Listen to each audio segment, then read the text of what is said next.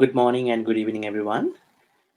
Welcome back to Dhammapariyesanā episode series. Today is day 24. In today's talk, we will be discussing about Buddhism and money, which is a very controversial topic. So we have to look at different angles of Buddhism as well as money, how we can see the connection between these two. I invited a renowned distinguished professor, Professor Chandima Wijebandara. He was a formerly vice chancellor at University of Sri Jayawardenepura, and I think he has involved in many other capacities in different roles in Sri Lanka, both Sri Lanka and other countries. He earned his BA degree from the University of Peradeniya in 1968, with first class honors, and he earned his PhD from Lancaster University. I think it is also for Buddhist studies. And he also earned a professional certificate in English, a merit pass from University of Cambridge, UK. And he was a professor in Buddhist studies, Buddhist civilization at Sri Jayawardenepura University of Sri Jayawardenepura in Sri Lanka from 1983 to 2007. And he also did a fellowship at the same university, I assume, Professor might be telling with me, in 1989. And he has authored 21 books and published more than 100 articles. And one of the books that I really like, I think one of his masterpieces, was Early Buddhism, Its Religious and Intellectual Milieu. I guess it was published in 1993 by the Postgraduate Institute of Buddhist Studies, Pali and Buddhist Studies, attached to Kelaniya University. Maybe it might be the amended version of his PhD, I guess. So, dear Dhamma friend, it's a great pleasure for me to introduce you and welcome Professor Chandima Wijebandara. Professor Chandima Wijebandara, welcome to the show. Well, sir, yes, thank you. Okay, so moving on to the topic, Buddhism and money. Someone might puzzle about this question because we all struggle with money in different capacities. We know in Buddhism, and not even in Buddhism, money is temporary. And we also see there is a struggle with money. It is also leading to dukkha, suffering or dissatisfaction. At the same time, we also know that there are different ways to use money for purposes like charity, generosity. That means there is a positive side too. And in many places, Buddha mentioned that people are not happy even they receive a shower of money. There is no satisfying the senses, not even with a shower of money. And I think he used the English equivalent called wealth. Money was a part of that. So wealth is a larger, broader topic where we can see money is a part of that. In the West, where I am living, people are really thinking that talking about money can be as taboo as talking about their, physical connection to other people. So they maintain a kind of a certain secrecy about their relationship with money, how much they have, how much they're going to spend. Sometimes they are not revealing how much they have, even, between their partners, family. So, but what we know is that money, as money flows in and out of our pockets, it follows the money patterns that make up our life. Also, we know from small change to paycheck, money always mirror back to us. So money is a big topic, and it is relevant to everyone, regardless of any societies, countries, social systems. So my first question to you, Professor, is what is the shortest way? How can we see money in the simplest sense? Looking at the Buddhist teaching. So what is the main idea about money when it comes to spirituality and secular life? Yes, Venerable Sir, some people think that money is a sort of disturbing factor to spiritual path. Therefore, some people, when they talk about philosophy, religion, and everything, they tend to criticize money, and but somehow there are some philosophers who are not that angry with money.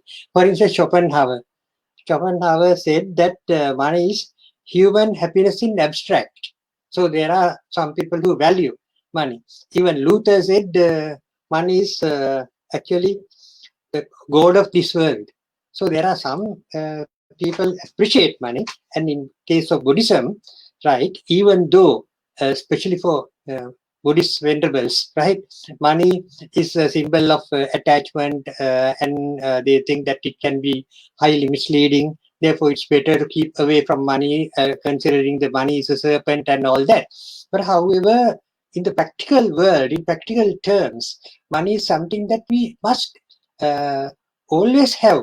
When there is no money, it's impossible for people to even sort of make some merit, right? For merit making activity, you must have money, wealth, and all that, because without money, you can't buy anything and offer, right? So money is actually the practical wealth. What we have to sort of use money is actually for beneficial practical purpose, right? And well, therefore, in Buddhism, even though venerables are discouraged from handling money, using money, accepting money, even for lay people, the Buddha has said, "Dalidyam vikave dukkhaṃ lokasmiṃ hino kama bhogino." For the lay people, poverty is suffering. Therefore, we must have ati is a sukha. When we have something, it gives us happiness. So it's abstract happiness, as the other philosophers say. So we have to be very careful in discussing money, that we cannot condemn it, right? You might have heard that Andrew singers in America, right? They sing, "Money is the root of all evil. Take it away, take it away, take it away." We can't sing like that. Yes, Venerable.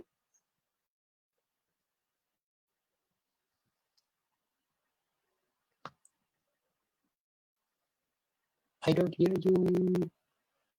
What is happening?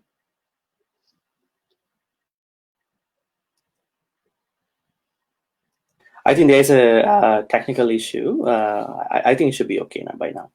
So it seems to me that there are two sides.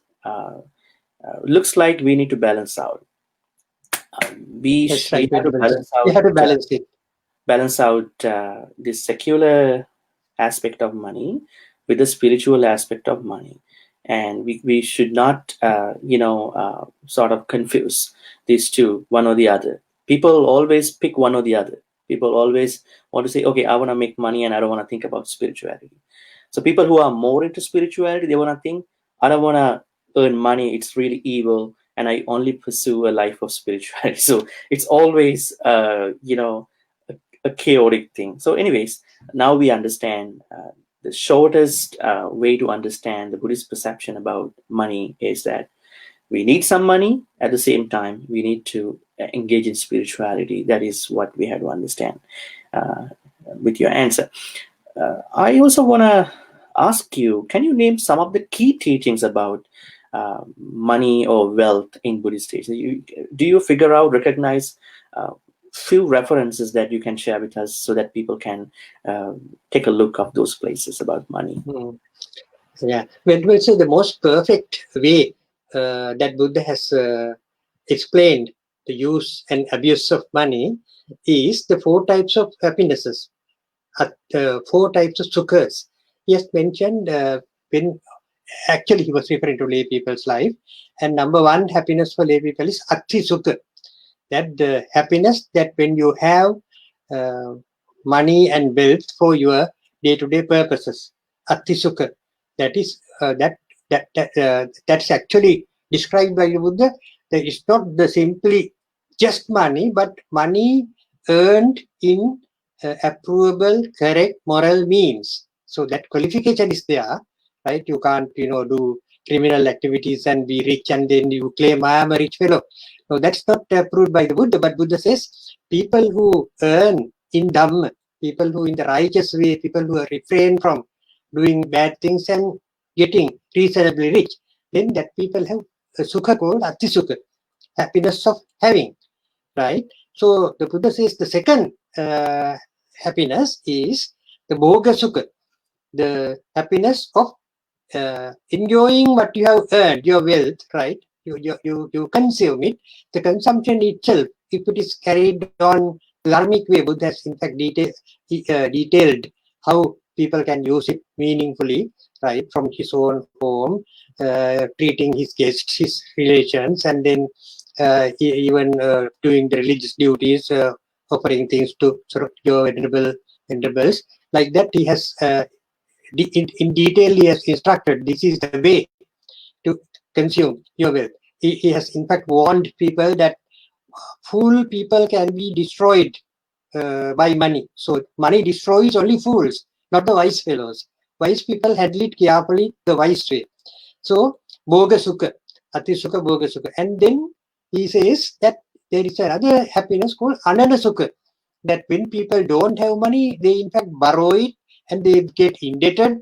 And if they cannot produce more wealth, more money, then they cannot pay. If you don't pay, then the Buddha explains that what will happen, the police will come and arrest you and put you in the prison, and there will be not even possible for you to enjoy simple joys, not to make up, not to refer to merit making, etc., etc. So life will be completely unhappy life if you sort of get indebted. So Buddha recommends that better you don't get indebted. Anana sukha. And the fourth one is anavajja sukha. That means happiness of living a moral life, not doing anything bad. That means unblemished, unblamed life. Right? That is, Buddha says, it's a balancing factor according to Buddha's view of money. So, ati sukha, bhoga sukha, anna sukha, and anavajja sukha. That when you have earned in proper way, dharmic way, and when you have consumed your wealth in the proper way without getting yourself corrupted, you have happiness of being able to claim, I am a good man, I haven't done anything bad, Venerable says.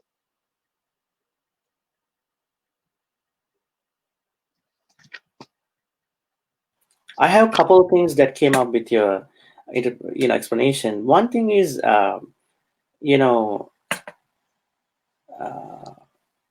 especially you're talking about a factor where one has to spend money wisely. So spending money wisely, spending your wealth wisely, and we have like words wise spending. So, and you also kind of separated out there are two types of people who are they are spending one side, one category of people, they are spending money wisely, the other side of people, they are not. So and also you also brought up about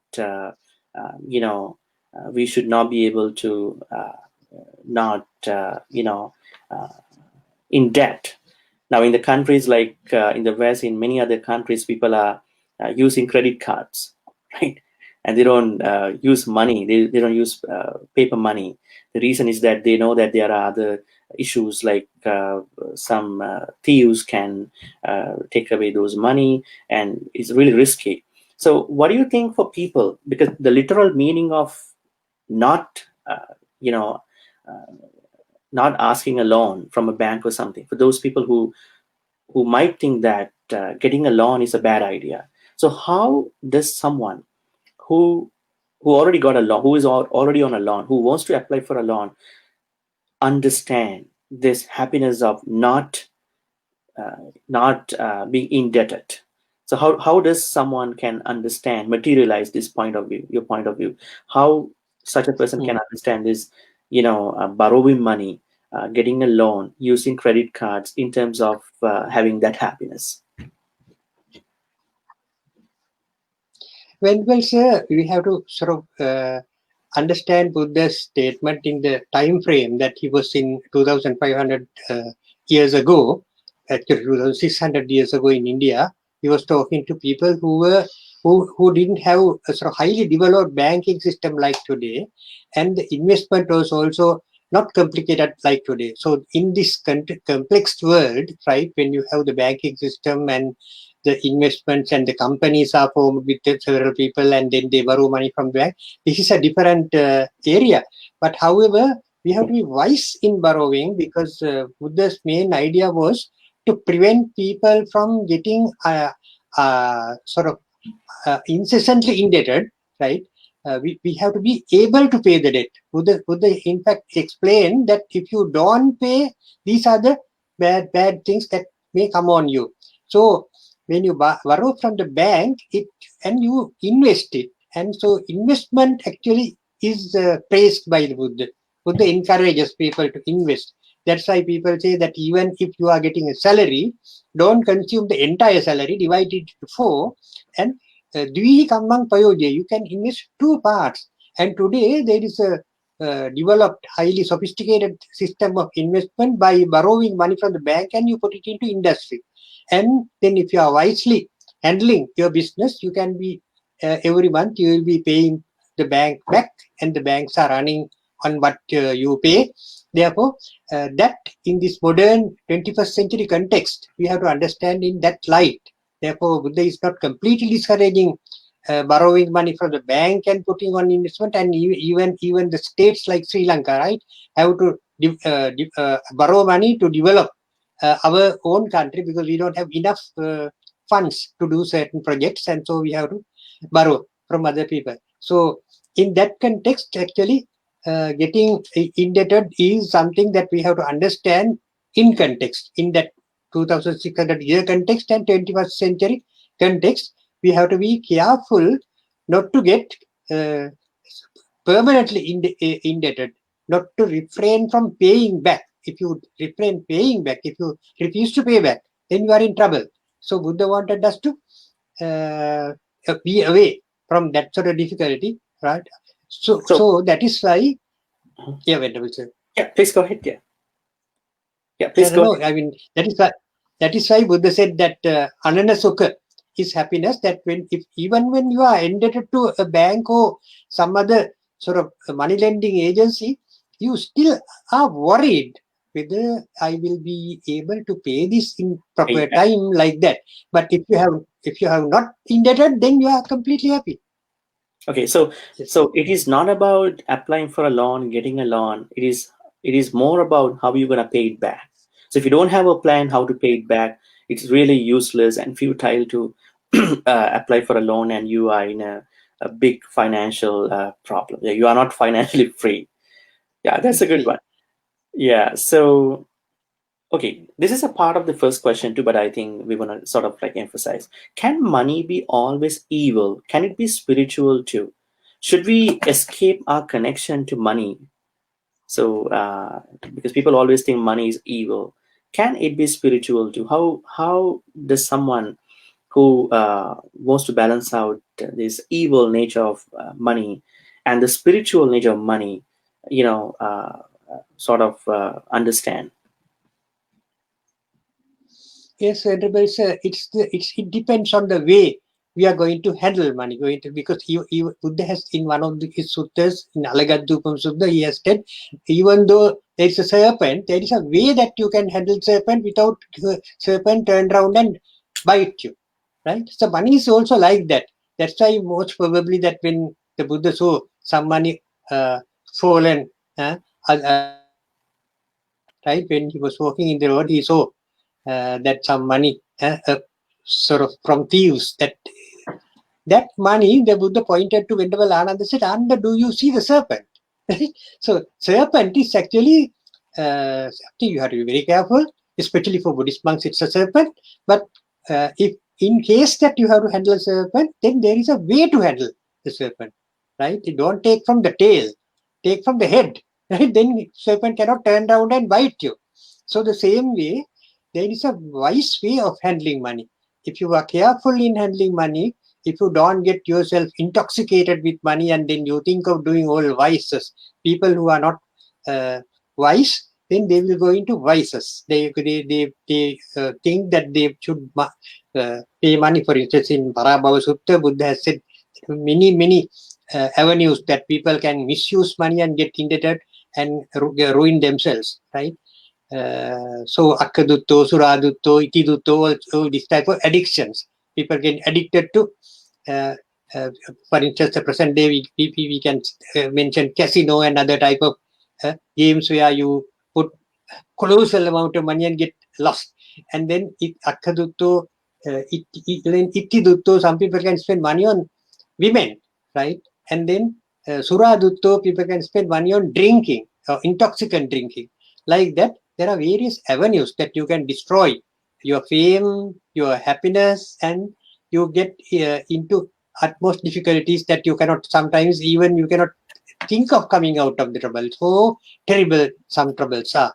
So it depends on the money you have. If you can handle carefully, because for instance, you can use your money if you have extra for benefit, for the benefit of society. So there are so many social works that you can help, and then you can look after your religion. You can help the Buddhist monasteries, for instance, for a Buddhist, like others can help their own religion, because actually in the history of money, I have read that money was actually connected to monasteries in the early history. Money was actually printed by, right, and used by, controlled by religious groups. That's some people, when they write money history, they write it like that. So money has something connected with religion. And even today, you see that people, when they go to a church or mosque or any such place, the main thing is that they think of donating some money, right? Even in Buddhist temples, you have charity box. You put money to that box, and that makes you happy. So that sharing with your religion, looking after your venerables and offer protection and all, that gives us happiness. So with money, you can get even spiritual happiness. For your meditation, you can sort of help the meditation center. Your meditation master needs some money to survive, then you can help him. Like that, for some spiritual purposes also you can use money, and for your mundane happiness also you can spend money. So money is actually the abstract happiness. That's what some philosophers say. So both mundane happiness and supramundane happiness, both depend on how you handle money. So there are both evil and spiritual sides too, and it's always the way how someone can utilize money, right?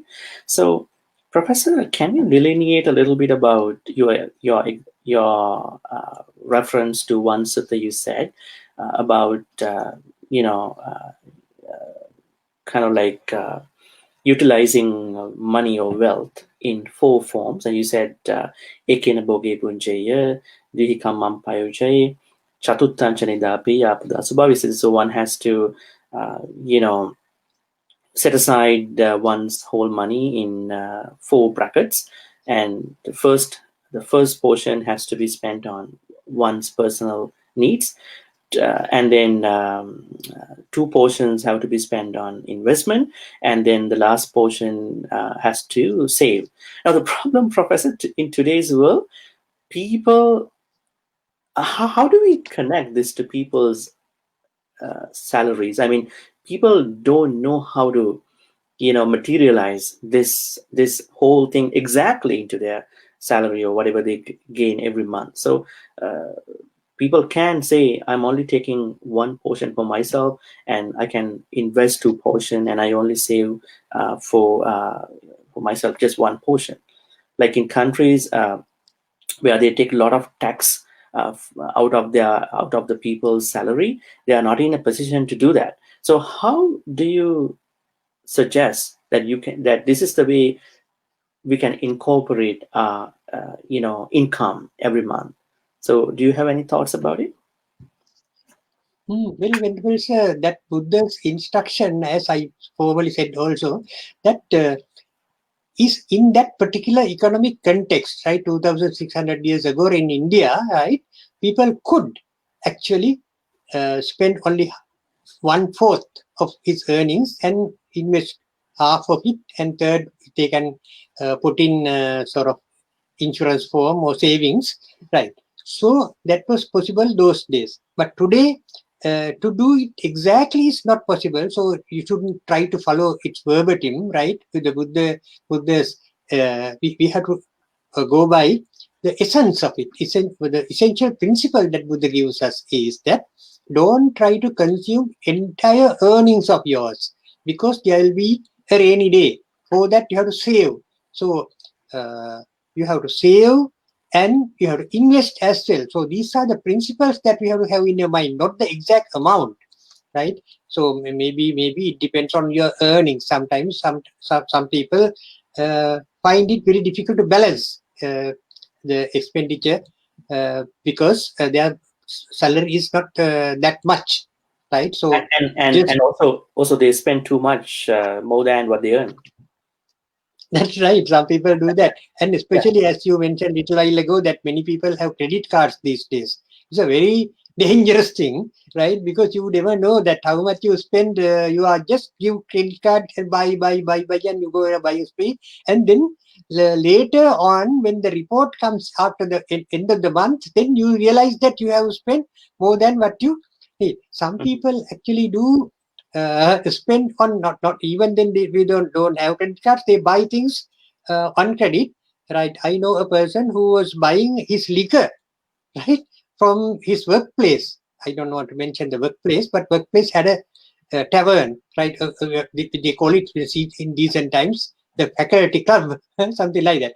So you can buy on account, and when one day this person went to take his salary to the shop, and the shop said, you own us some money. How come? The bill has come from the bar, that the pub. They want your money more than your salary. So you pay us something and go, instead of accepting money. So this type of people are also, they are careless people. So in that case, right, we have to sort of even if it is a credit card. Nowadays, now our Sri Lankan banks have introduced that, in fact, encouraging people not to get the credit card, instead the debit card. So you spend only what you have in your account. So you are spending a little bit wiser. So like that, yes, Edward. Yeah. So I think Yes, I think we are not saying that applying for a credit card is wrong. I know that when you take a look at of the financial industry, one of the reasons that they introduce credit card is that there's a lot of money laundering. There's a lot of black money pouring into financial institutions from different countries. They never have a track history of who poured that money into the bank system. So now when you have the credit cards, they know who paid and for whom. And also nowadays you can buy a plane ticket, airplane ticket without a credit card. They need it because of the terrorism issues. There are some bigger ways to look at it, but I think this is a problem of people. When people get a credit card where they can spend money over their income limit, they are so what do you call they are so overwhelmed, and they think they can use that credit card more than what they earn. So this is the main problem. So this is about wisdom. One has to bring one's wisdom to only use credit cards below one's income level, as well as how much they can repay with the actual money that they are earning. And also I think what you brought up in terms of those four portions thing, I think it's not about the exact way how the Buddha said in that time in India. It's kind of a way that you spend more towards investment than your personal needs. Some people spend more towards one's personal needs, basic needs, more than investment, saving kind of stuff. Yeah, it's very clear. My next question to you, Professor, is why is money seen as a solution to all our problems? Venerable sir, I didn't get you the question. Okay, why is money seen as the solution to all our problems? Because there is a conversation going. If you have money, you can get a good education. If you have money, you can get a good job. If you have money, you can know powers and everything. Powerful people. If you have money, you can do anything, almost anything. Why is this notion out there? Well, money, even though money is not everything, it's almost everything, right? Because as you referred to education, for instance. Nowadays, only in countries like Sri Lanka, even if you don't have money, you can go to government school to get free education, but there are no such countries. So many such countries in the world. And for education, you have to pay, right? And for buying your food, for instance, right? You can't be a beggar in the street, then you don't have self-respect. So food you have to buy, clothes you have to buy, house you have to buy, right? Therefore, money is actually it's almost everything, right? If you don't have money, as I said, that even Buddha mentioned that you cannot think of performing a meritorious act. Even for that you need money. So it solves many problems to us, even though it creates many problems also. That depends on the way you handle. So it can create problems and it can solve problems. So it is it's the guaranteed way of happiness if you handle it correctly, right? So money is actually not 100% dangerous thing. It's beneficial depending on the. That's why in Dhammapariyesanā there is a stanza. The Buddha has said that only the evil-minded fool, right, gets destroyed with money. Wise fellow handle it wisely. It's always about the methodology, how the money can be spent. The evil, unwise people, they expire with what they have, but the wise people, they moving forward with that money or wealth by spending wise. What are the other things that we can take with money, Professor? Like we only talk about money. What are the other things that people can own, like real estate and all that? I think they all are kind of like interrelated. Yeah, when well said that Buddha has mentioned that when in under the title Bhoga Sukha, right, what you can do with money. For instance, he has mentioned that there are 5 groups that your money can be spent for the benefit. For instance, you have relatives, your wife, children, and various other your in-laws. Right, for them, you that sort of they are called actually balis. Yati bali. The bali means religious suffering. So it's almost religious suffering that you look after your wife, children, and your relatives. That's almost religious. That's why it's called bali, the traditional title that people use for religious activities. And then there are guests, right? In Indian culture, they believe that guest is actually God in flesh, right? When a guest comes, Atiti Deva they call, visitor is a god, right? So to the visitor you have to give good treatments, right? Make him happy. So you treat your guests. And thirdly, Buddha says that you of course enjoy everything in this world because of your ancestors, right? Dead and gone ancestors has left something for you, even if they haven't left something you. All your cultural values and education and all beautiful things that you have inherited come from your ancestors. Mainly, if you have your parents dead and grandparents dead, like that, they are our ancestors. And Buddhism believes that there is a sansaric connection that we continue to have, right? Even in the modern experiments related to rebirth, they have found out that people actually get reborn near the same surroundings, same environment, and so very often a father in this life can be son next life, wife in this life can be mother next life, like that. Such positions change, but actually relationships continue. when you read your Jataka stories, of course, Venerable Sir, you see that Buddha was traveling in Sansara with the same lot Group of people. friends, relations, and all that. So, yeah. Yeah. Right. And you were talking That about way, Venerable Sir, 5 you cannot aspects. forget ancestors. Yeah. So Yeah, there. Secondly, Atiti Bali. guests, and thirdly, and fourthly, deities. In every religion, right? Although Buddhism is a sort of atheistic religion, we believe in deities, right? In other religions, they believe in their god and angels and all such, right? So Buddha says you have to spend money for those also, because without a religion, your life is going to be absolutely meaningless. Whatever religion, you have to adhere to religious ethics, religious morals, and follow religious teachings. So religion is a blessing actually for anybody. So without religion, your life is actually going to be misled, misguided, and everything. So spend money for religion. That's the fourth group. And fifth group is very important. Buddha says, Raja Bali. The fifth, almost religious giving, is the income tax, right? Because your government is doing a lot for you.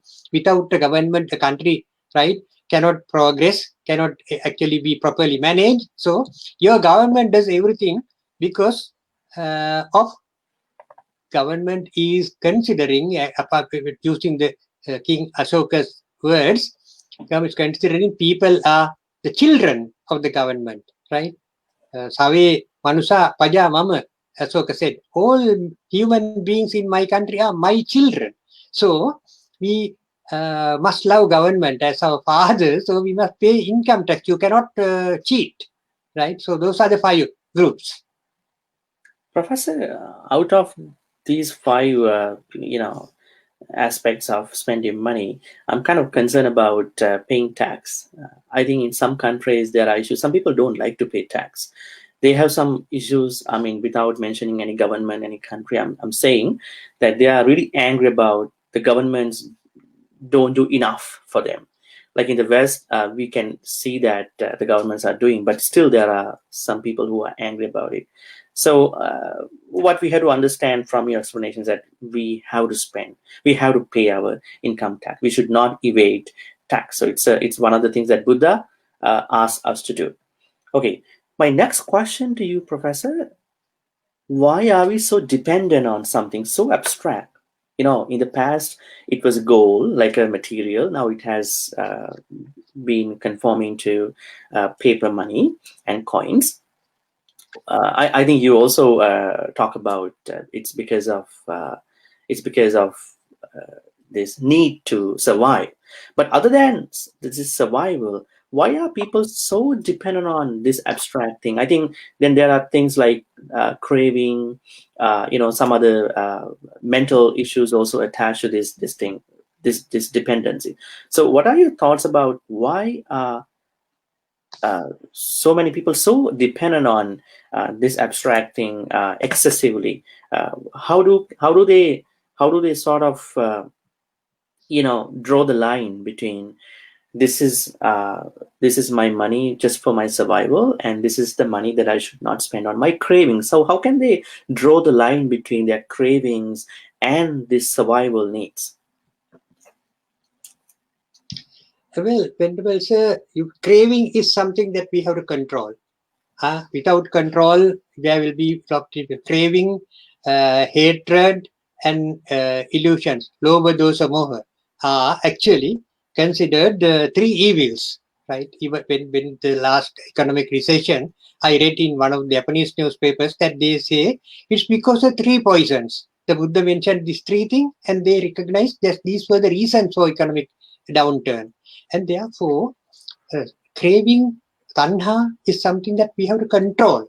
And how to control? There cannot be ceiling and floor for this. Impossible to say this is the ceiling, this is the floor. Therefore, the Buddha mentions the controlling factor, most effective controlling factor for your economic life is Dhamma, right? Dhamma. Therefore, when he mentioned about Atisukha, he mentions Baha Bal Parititehi. You work with your limbs, hands and legs, and all your then Dhammikehi Dhammaladdehi, you use the moral means, ethically justifiable means to earn. And that way, Buddha says the controlling factor is nothing but Dhamma. You cannot say this much is enough, that much is enough, because everything is dependent on situation, the condition. Right. Therefore, Dhamma is the control for balancing and controlling our tanha and all these defilements. Therefore, money actually must be guided with our concern about our own morality. So it has to be guided that way. So Dhamma is what they can use to distinguish the difference between cravings and the survival things, right? They can use Dhamma to separate out their That's cravings right, and their right, survival. yeah. Great. That's right.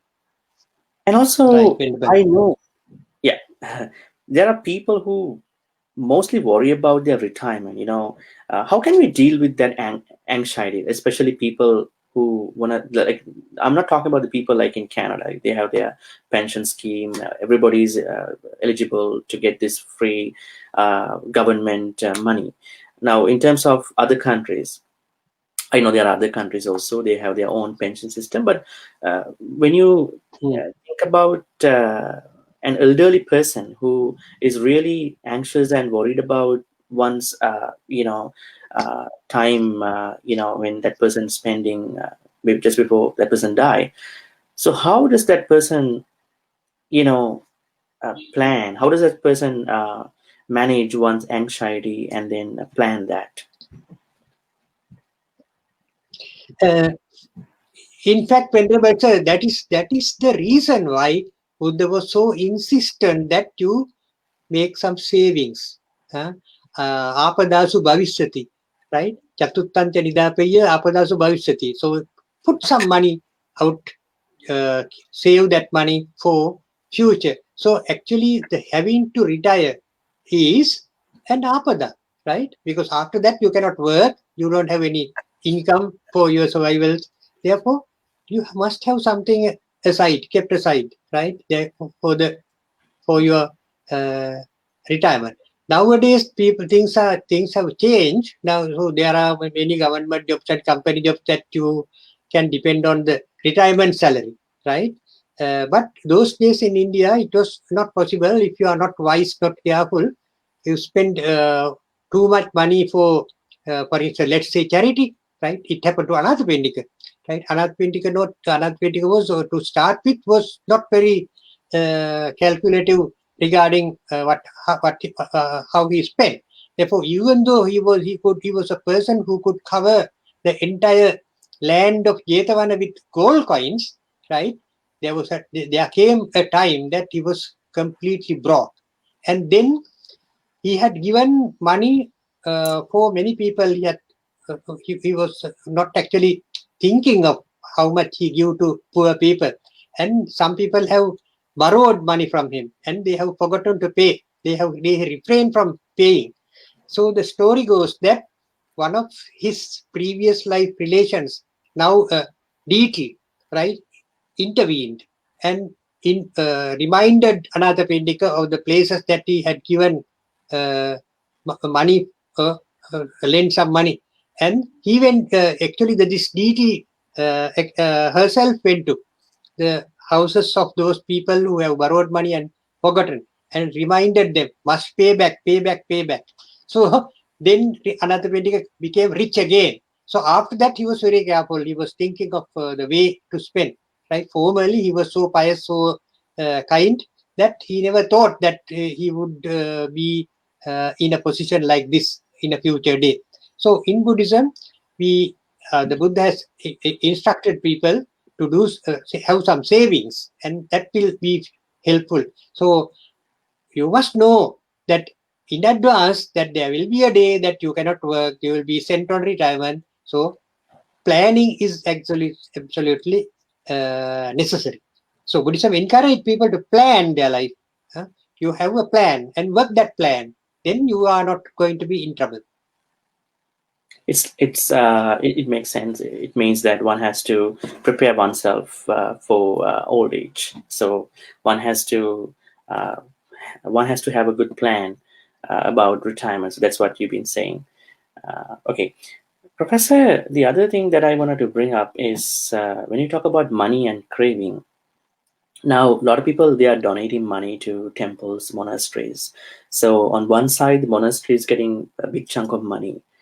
On the other side, people are encouraged to donate. As you said, there are till boxes, donation boxes, and there are big, massive, gigantic organizations across the world. So I'm talking about the spiritual places, regardless of Buddhist, non-Buddhist. What do you think about mishandling of money, mismanagement? There are people on the side of monastics or people who are controlling these places, managing these places. There are instances where they do wrong with that money, and there are some issues coming up. So what is your piece of advice to people who manage these monasteries, temples, religious organizations? On the other hand, what is your piece of advice to donors?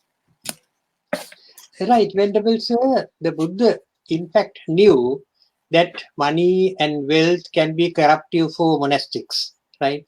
That is why he invented a very beautiful arrangement that you only a venerable can handle on his own account 8 parikaras, the personal utility items.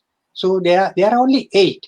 The rest is common property. So when you know that you are handling common property, you do it with responsibility. So you are responsible to preserve. Buddha said that even furniture and all these things in the temple, right? The monk should take care, right? Not to demolish it, not to destroy it, not to waste it. You have to look after it carefully, thinking that this is not my property, this belongs to Sangha. And Saddha Deyang, the Vinipateti Buddha said, what people offer with faith, you should not misuse, destroy. You have to be very careful. Yeah. So monks are advised by the Buddha not to sort of misuse, mishandle. What is your advice? Is it more advisable for monks to keep away from money as much as possible? Because you said money is a snake. Because most people who get money, they don't know how to handle money. They might catch the snake from its tail, and the snake will bite back. So, what is your piece of advice? Is it one's personal wisdom to carry that, or is it something that monastics or those are people, they have to have a proper management before they using their money that is given to the charity? Right. Definitely, Venerable Sir, monastic property has to be handled carefully. In Sri Lanka, for instance, in the Anuradhapura period, Venerables had appointed a committee to handle money. Only the chief monk is in the committee as a venerable. The rest people were sort of lay managers, and the temple property was beautifully managed according to epigraphical evidence found in some temples. I can't actually tell in this 21st century that monks should keep completely away from money. The Buddha's time, everything was actually based on barter system. People sort of produce something and take it to some other man's house, and they give what he has produced and get some food or anything that he needs. But barter system during the lifetime of Buddha itself uh, actually collapsing.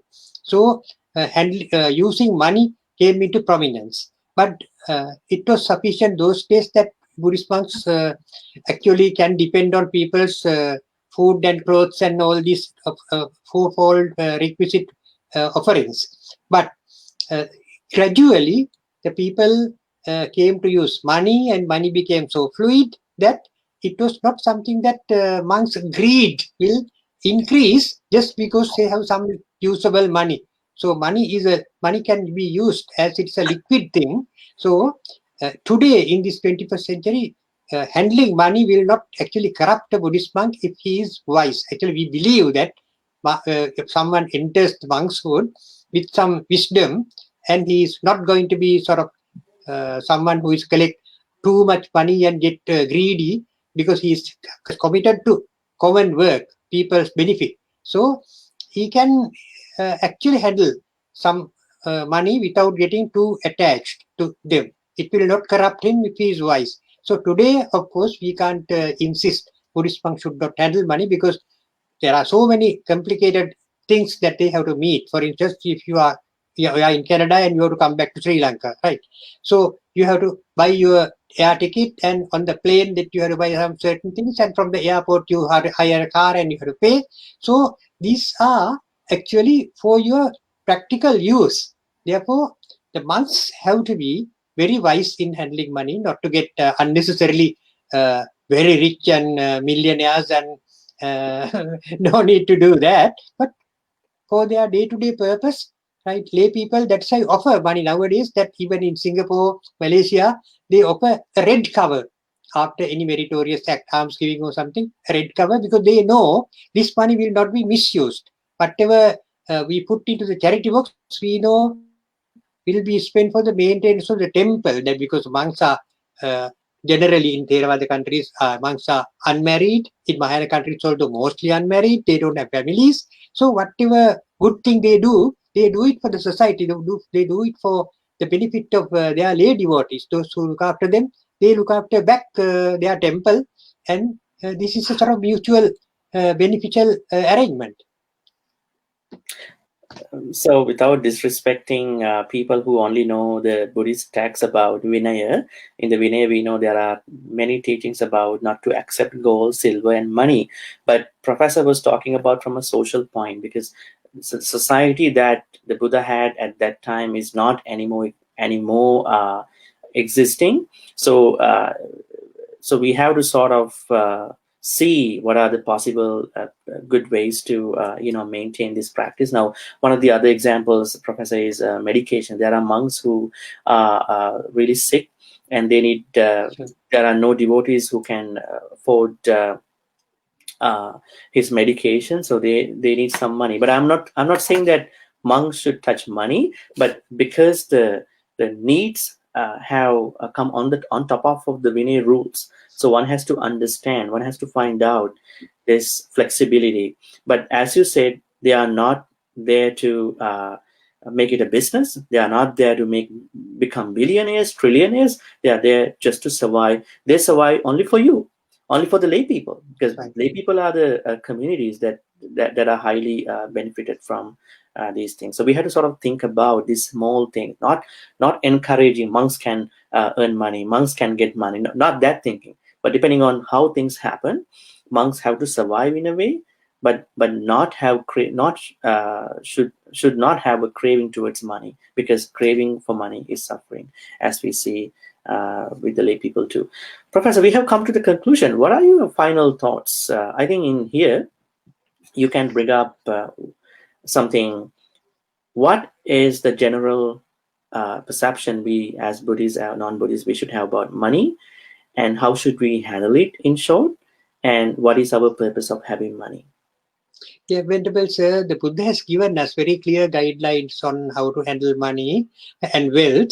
Buddha instructed us to sort of work for money, uttana sampada. We diligently, wisely, we engage in our economic enterprises, and we become rather a sort of people who have enough money for practical purposes. So we have to know our money is for practical purpose, and then we have to look after our families, relations, and pay income tax, all balance our life. Then savings also, arakka sampada, and we must have good friends, kalyana mitrata, because Buddha says that to be economically successful and spiritually successful, everything depends on the friends. So you must have good friends, not people who mislead us. Kalyana mitrata and samajivakata, a balanced life. So money is for us to have a balanced life and be successful in spiritual and material in both aspects. Thank you, Professor, for that very well explained explanation. Dhamma friends, today joined with me was Professor Chandima Wijebandara, who was a formerly Vice Chancellor at the University of Sri Wijebandara. He's a very famous Buddhist scholar in Sri Lanka, and there are many lay scholars, monastic scholars who studied under him, and I know him for a long time. And he accepted my invitation to be on this talk show. Thank you very much. So, Professor, thank you so much again for thank you very much, sir. this quick invitation and coming up on this show. Thank you very much, our listeners, watchers, for staying tuned with us. And I hope you learn what is money to Buddhism and how we need to look at about money from Buddhist perspective, not just from the textual basis, but from this modern contemporary understanding about money and wealth as a whole, and also about how can money lead to suffering and pain. So we talk about all these aspects in this discussion. Thank you again. So we'll see you in another episode. Thank you. Have a good night. Have a good day ahead for those people who are watching from United States and Canada. Thank you.